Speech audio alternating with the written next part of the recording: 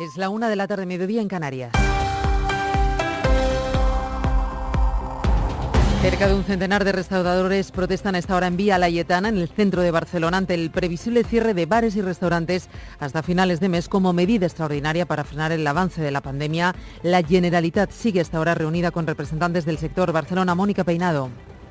Los restauradores han improvisado una protesta este mediodía en la plaza de Sant Jaume de Barcelona, donde están reunidos el Gobierno de la Generalitat y los representantes del sector. Los propietarios de bares y restaurantes piden a la Generalitat que replantee su propuesta y que no cierre sus negocios durante 15 días porque dicen que no van a poder aguantar. De la plaza de Sant Jaume, propietarios de bares y restaurantes se han desplazado hasta la Vía Laietana, donde ahora mismo están cortando el tráfico. En media hora, el Gobierno catalán dará todos los detalles de las nuevas restricciones para la restauración y para otros sectores.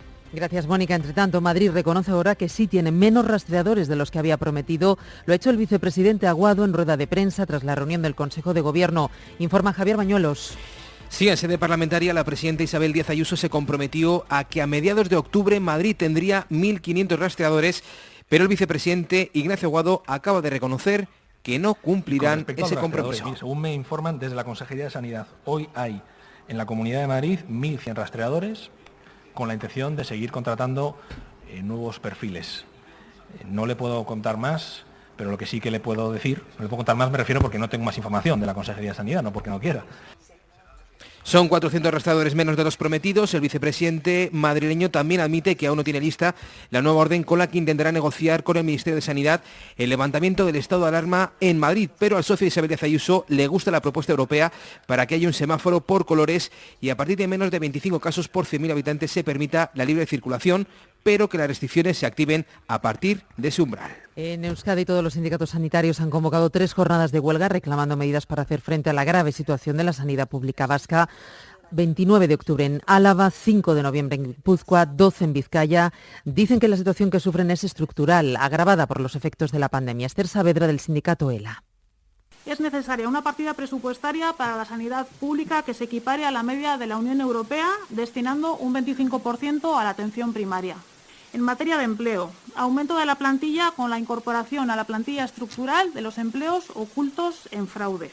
Consolidación de los miles de trabajadores y trabajadoras temporales que estabilicen la plantilla y eviten la fuga de profesionales formados por Osakidetza con dinero público. La Autoridad Independiente Fiscal acaba de publicar su informe sobre la eficacia de los incentivos en la contratación, que suponen un gasto anual de 2.000 millones de euros. La conclusión es que estas ayudas tienen efectos positivos, pero son pequeños y no perduran en el tiempo, informa Rafa Bernardo. El análisis de la AIREF examina algunas de las ayudas más emblemáticas del periodo de la crisis, como la tarifa plana para autónomos o el contrato de emprendedores. La tarifa plana sirve para crear empleo por cuenta propia, dice la AIREF, pero sobre todo entre personas de nivel formativo medio-alto. El contrato de emprendedores, emblema de la reforma laboral, funcionó para crear empleo, pero no en los colectivos vulnerables. Por eso, la AIREF propone replantear este tipo de ayudas que sean menos y mejor diseñadas. Cristina Herrero, presidenta. Que sería conveniente reducir el número de incentivos y homogeneizar los requisitos para las empresas. Es necesario que haya unos requisitos claros para las empresas y esto unido a la focalización probablemente haría más atractivos estos incentivos en la medida en que además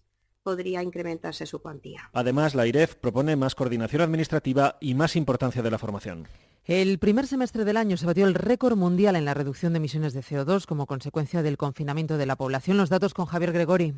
Un equipo internacional de científicos, en los que participan, por ejemplo, universidades chinas o la Universidad de California en Estados Unidos, ha calculado que en los primeros 6 meses de este año el mundo ha emitido un 8,8 menos de CO2, es decir, dióxido de carbono, que en el mismo periodo del 2019. Esto es una reducción total de 1.500 millones de toneladas y es la mayor caída de los últimos 100 años, porque es más grande incluso, según este estudio que publica la revista Nature, que la registrada en la última crisis económica del 2008, la crisis del petróleo de 1979 e incluso la caída registrada en la Segunda Guerra Mundial. Y todavía hay más, por ejemplo, en abril, la mayoría de las emisiones mundiales disminuyeron un 16%. Todavía del exterior hoy han comenzado unas conversaciones históricas entre Líbano e Israel con el objetivo de definir la frontera marítima entre ambos países. Son 900 metros cuadrados de aguas en disputa que ambos estados reclaman como propias, donde podría haber importantes yacimientos de gas natural. Informa desde Beirut Oriol Soler. Es la primera vez en 3 décadas que estos dos países, técnicamente en guerra, se sientan a discutir sobre un tema civil y no militar.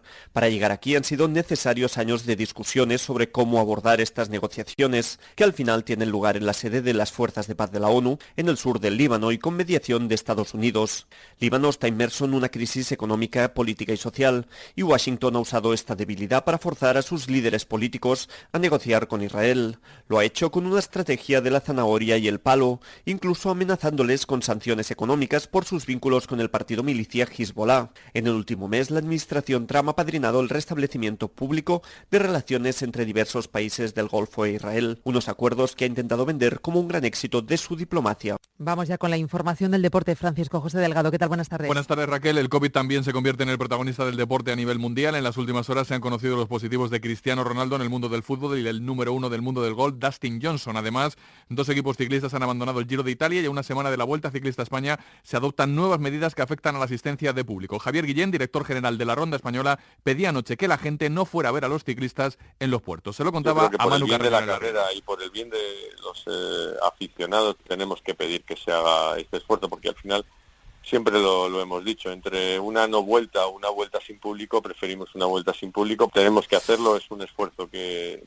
pedimos, es por el bien de todos. La vuelta comenzará la próxima semana, antes se reanuda la Liga, tras los partidos de selección. Recordemos que Luis Enrique cosechó anoche su primera derrota en el banquillo en esta nueva etapa ante Ucrania 1-0, con crítica hacia la falta de gol y la inseguridad en la portería, y de esta madrugada destacan los encuentros internacionales de las grandes de Sudamérica. Allí se ha dado un Bolivia 1, Argentina 2, con titularidad de Messi, y Perú 2, Brasil 4, con doblete de Neymar. Y terminamos con baloncesto. El juez único de competición de la Euroliga acaba de dar la victoria a Baskonia y a Valencia en sus partidos ante el Zenit de San Petersburgo por 0-20. El equipo ruso ha tenido 10 positivos por COVID y no ha podido disputar ninguno de los 2 encuentros programados para esta semana. Gracias, Paco Juez. Todo, más noticias a las 2, la 1 en Canarias, en el informativo hora 14 con José Antonio Marcos.